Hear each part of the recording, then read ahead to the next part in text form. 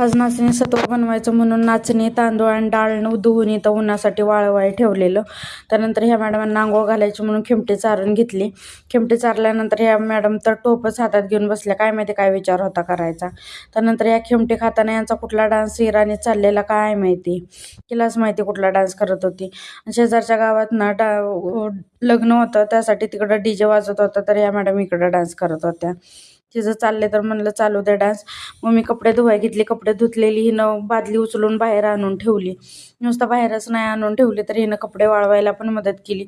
आजकाल आमच्या लाडूबाई मदत करायला लागलेत, का तर मोठ्या दिदू झाल्यात ना, म्हणून कर्तव्य पार पाडायचे चालू आहेत. आणि हिला एवढी खिमटी आवडते की त्या बारकीला बाजूला ठेवून हिलाच खिमटे चारायला लागते. ती बारकी गप बघत बसते, नक्की माझ्यासाठी खिमटे बनवले का हिच्यासाठी. संध्याकाळच्या टायमिंगला ही खाली गेलेली आणि दोघींची खोबऱ्यासाठी भांडणं चाललेली.